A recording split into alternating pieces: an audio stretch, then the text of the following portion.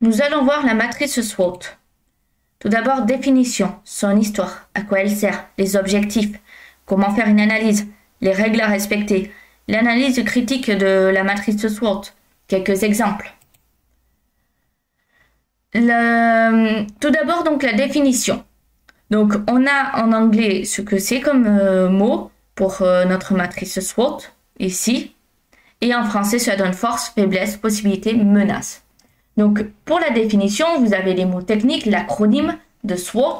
Il s'agit d'un outil stratégique qui est utilisé pour évaluer une organisation, un projet ou même une situation afin d'améliorer ce que l'on a.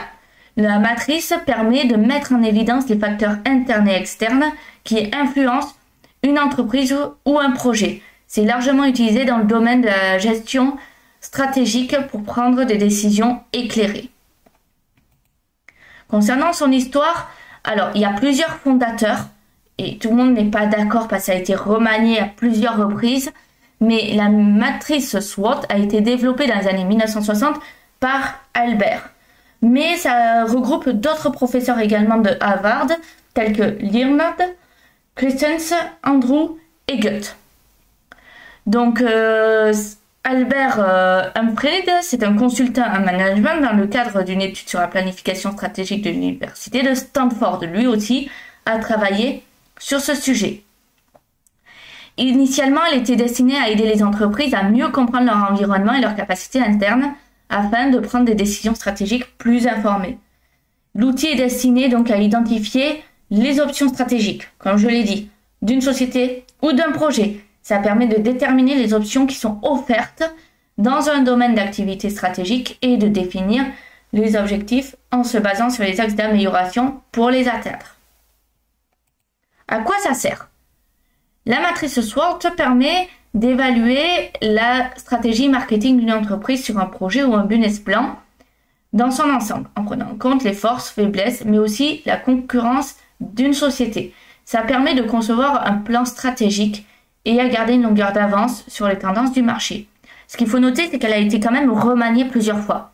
La matrice SWOT permet d'analyser les points forts et les points faibles internes d'une organisation, tout en tenant compte des opportunités, des menaces de l'environnement externe. Ça aide à identifier les leviers sur lesquels il faut s'appuyer et les risques qu'il faut minimiser ou au mieux contourner. C'est un outil qui est très utile pour planifier des stratégies, la gestion des risques et la définition de nouveaux objectifs. Cette méthode, on peut voir qu'elle est applicable à tout type de stratégie, comme on peut le voir ici. Les objectifs de la matrice SWOT. Donc, les principaux objectifs de la matrice SWOT, ils sont multiples en fait. Tout d'abord, ça permet de clarifier la situation actuelle d'une organisation ou d'un projet en exposant clairement les éléments internes et externes.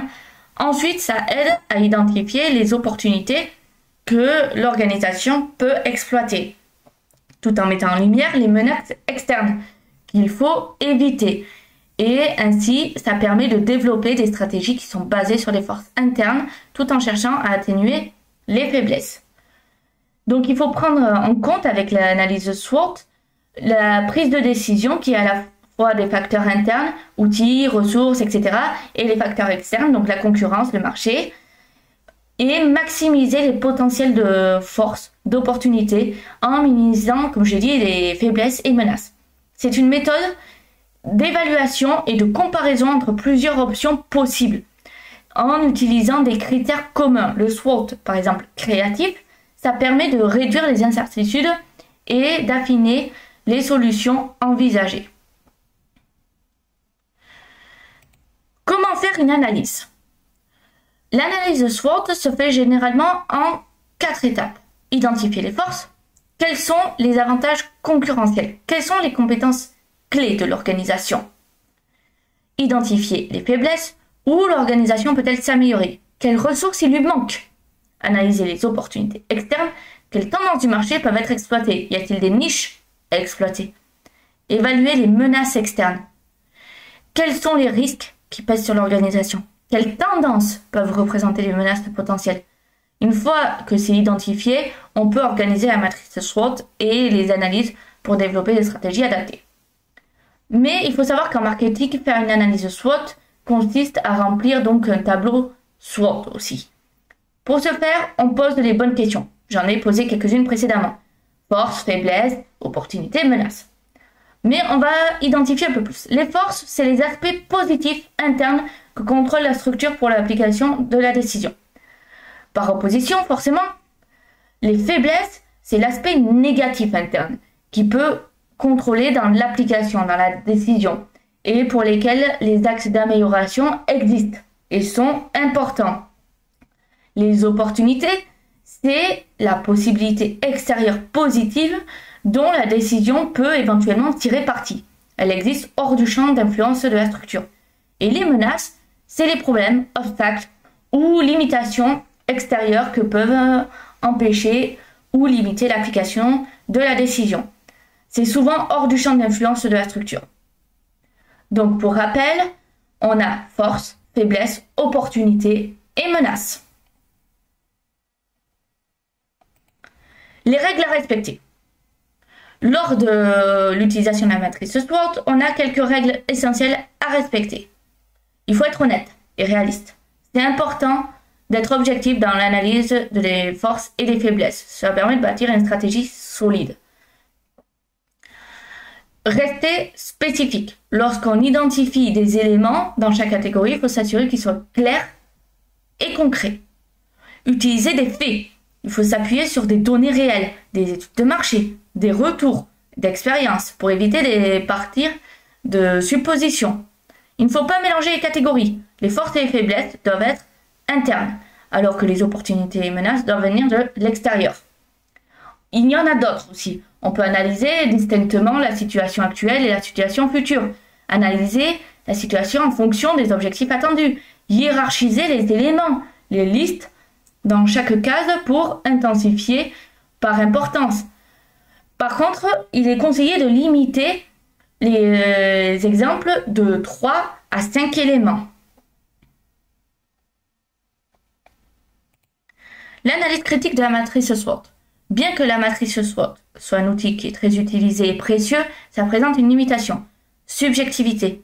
Les conclusions dépendent fortement de l'interprétation de ceux qui réalisent l'analyse. 2 personnes vont avoir des visions différentes sur une même situation. Absence de priorisation. Ça n'indique pas clairement quel élément doit être abordé en premier. Simplification excessive. Bien que la méthode soit simple, elle peut réduire une situation complexe à seulement 4 catégories, ce qui peut occulter des nuances importantes. Cependant, si c'est bien utilisé, SWOT permet de structurer efficacement la réflexion stratégique. Comparaison avec d'autres outils. On a PESTEL qui permet une analyse macro-environnementale, politique, économique, socio-culturelle, technologique, écologique, légale. Ça complète la matrice SWOT sur les facteurs externes. Bien sûr, il en existe d'autres à part PESTEL. On a les 5 forces de portée qui analysent de manière plus poussée la concurrence dans un secteur. C'est pertinent pour une analyse sectorielle stratégique. Ces outils sont souvent complémentaires à SWOT et peuvent enrichir la réflexion. On a SMART aussi. Voici quelques exemples. Donc, comme on peut le voir ici, on a la matrice SWOT de Netflix que j'ai trouvée sur le net. On a la matrice SWOT donc trouvée sur le site du Crédit Agricole. Donc, pour explication, une entreprise, par exemple, de technologie, je vais prendre un autre exemple, pourrait identifier ses forces comme un produit innovant, mais une faiblesse comme une petite équipe de support technique. Les opportunités pourraient être une demande croissante pour ces produits à l'international, et une menace serait la concurrence accrue sur le marché.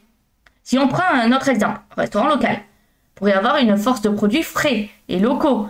Une faiblesse pourrait être une faible présence en ligne. Une opportunité serait l'augmentation de la demande pour les options de végétariens. Et une menace serait la concurrence croissante des grandes chaînes de restauration. Donc là, vous avez eu 4 exemples, bien que je n'en ai montré que 2. Pour conclure, la matrice SWOT, ça permet de visualiser rapidement l'adéquation ou l'inadéquation d'une solution par rapport à son environnement d'application et de à la clarification des idées.